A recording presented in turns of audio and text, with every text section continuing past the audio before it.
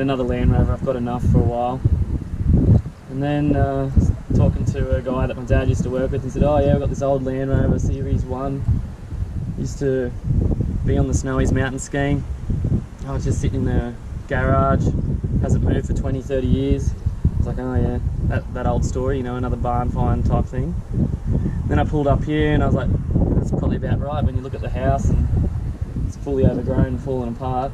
No one's lived in it since probably the late 80s. You look at the garage. So I did have a bit of a look at it before I bought it, but only a really quick one because I didn't think it was for sale. So I guess it's time to open the doors and go and have a better look.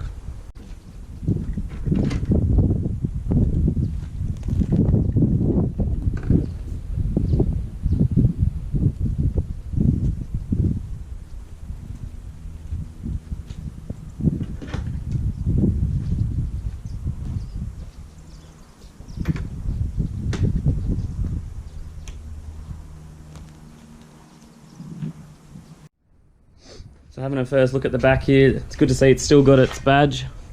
It's had different lights at some point, but that's alright. I've got some D lamps at home. It's got a bit of a ding in the back corner. Tailgate's a little bit twisted, but they always are. Chassis doesn't seem too bad besides just being a bit bent, but that will come back. Bit of welding there to be done. A bit twisted up here. Must have had something pulled on it at some point.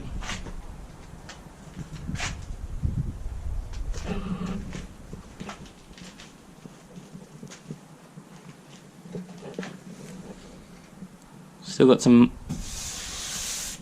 writing on the side from the property that it was on. Missing a couple of seat bases, but got to expect that with the older ones.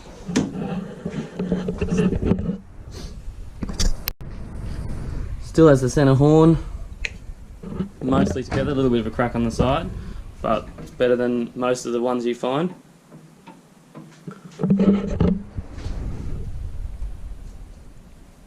Little bit of damage there and instrument missing, but mostly together and can always get those parts, especially if you've got a couple spares.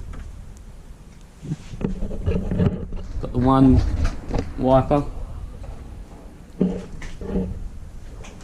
Looks like they fitted a high-low dip at some point. Either that or they made it into a horn. It looks like a high-low, similar to what's on the Series 2s. 2As on the floor.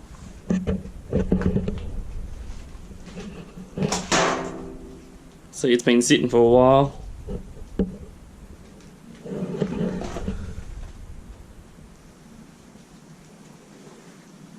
Tyres seem to have a little bit of air in it, which will help for moving it.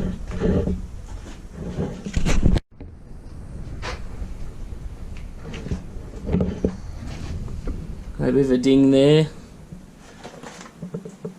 But besides that, it actually seems pretty straight. Tyre there's flat. Looking at the front there, the grille looks pretty much together, which means it probably hasn't been hitting too many trees and whatnot. The bonnet.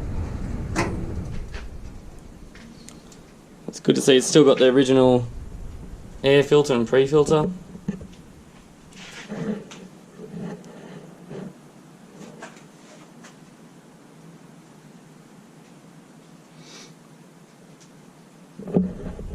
See there, it's got 849. Still got both the parking lights intact. Have a look at the front dumb irons. It's usually where they go. This one here's had a patch at some point. Whether that's related to the ding there, not sure. It's got the same on the other side.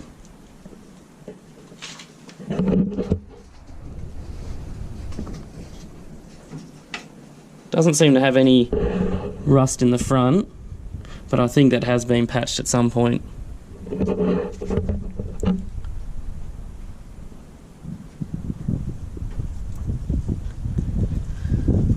Swivels don't look too bad, which is good. Now on my 52 80-inch and my 53, the tanks weren't in very good condition. Actually, my 53s, they were rusted out and had to get fixed.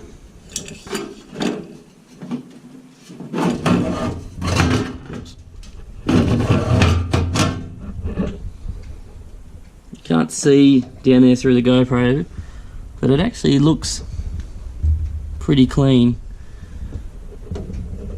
Doesn't have any fuel by the looks of it though.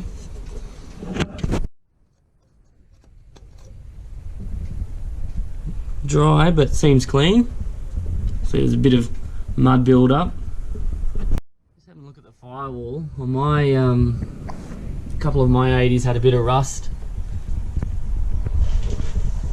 Doesn't seem too bad, but I won't know until I get this seal off and have a proper look along the top. It's where a couple of mine have gone. It's got the, don't know if I'd say that would be original or not. Hard to say, I'd have to look it up in the parts. There's a few different versions of these. It's good that it's got the 5 rims. Now on the early 80s you can check on the rims because they're dated.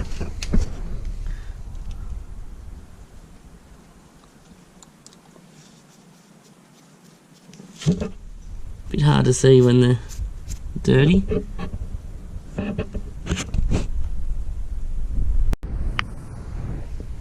$5.50.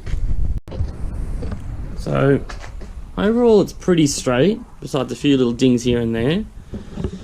It's only really this back corner which has had a bit of a hit, but I think with a little bit of a tap it'll come out relatively straight, but definitely not going to worry about getting a replacement tub on it. Keep it original. And I think looking at it, I'll leave the body as is. I won't bother repainting it, and I'll think about the chassis and firewall once I get a better look. If there's any rust then I'll have to treat that and then I will paint. Otherwise I think it's just going to stay as is. Now because it's just me here, I just decided to slowly winch it out, just so I can have a bit better control in case it starts turning. I did think about just towing it out with the Perentie, but I'd sooner just play it safe, I think.